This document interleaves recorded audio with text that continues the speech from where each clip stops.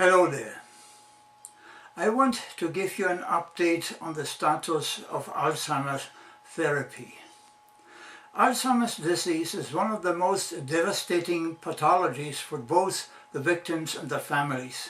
Even more disturbing is the trend. Today, over 26 million have the disease worldwide, a number expected to increase fourfold by the year 2050. Some 20 years ago, British scientist Dr. John Hardy postulated that beta-amyloid plaque is the cause of Alzheimer's disease.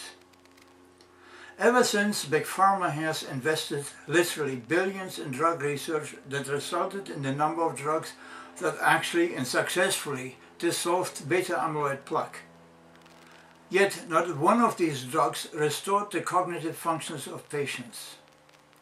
Indeed, post-mortem biopsies showed that there was no correlation between the degree of dementia and the amount of amyloid plaque.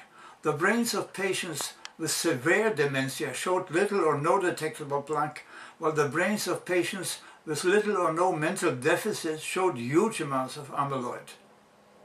In other words, if the drugs did the job dissolving amyloid plaque, yet the patient's cognitive functions did not improve, the probability is high that beta-amyloid is not the cause of Alzheimer's, which leaves the option open that it is the result.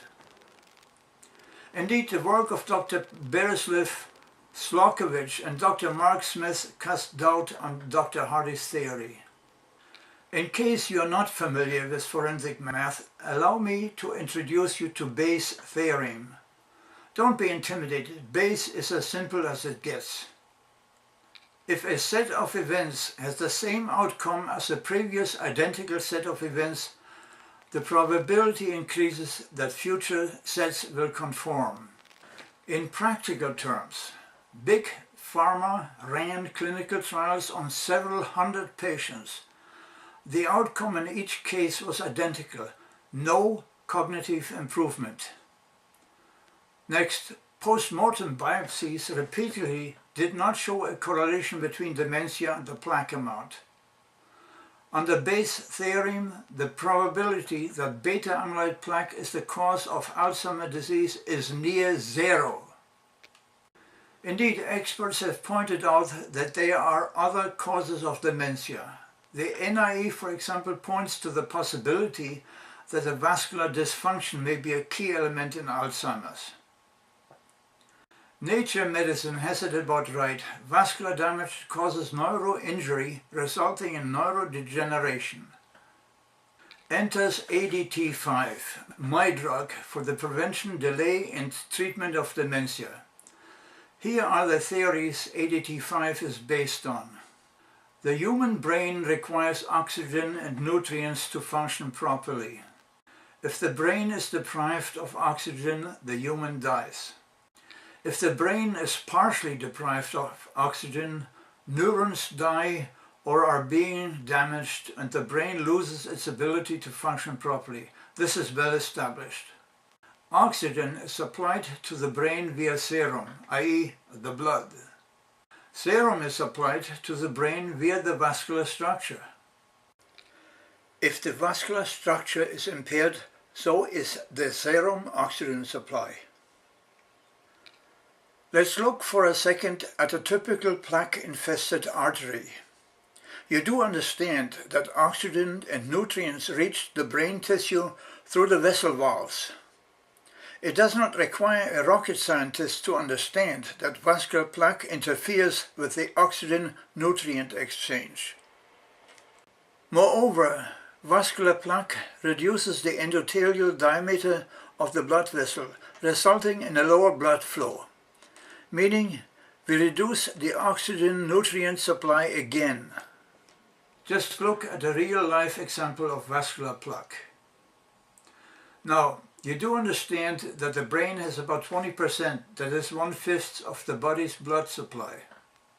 ADT5 targets aggressively the problem of an impaired microcirculation in the brain. No more and no less.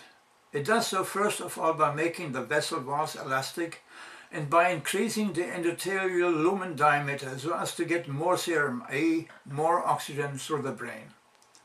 Once that is achieved, and it has to be done very carefully, ADT5 targets aggressively LDL, HDL levels by triggering a reverse cholesterol transport to the liver. Let me show you the HDL chart. HDL is the good cholesterol for a typical real-life case. For years, the patient used gemfibrocil to manage a healthy lipid spectrum to no avail. Over 3 years, his HDL levels fell to almost catastrophic levels.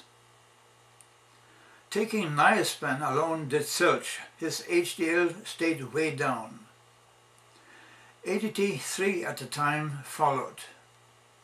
And voila, within 6 weeks, his HDL shot up like a rocket. Oh, I get it. That's where rocket science comes in, right? Indeed, starting in week 4, each test subject during the preliminary clinical trials experienced a dramatic restoration of his cognitive functions. For anyone who never experienced that, this is difficult to understand, I know. Let's talk about neuroregeneration for a sec. Here's my theory.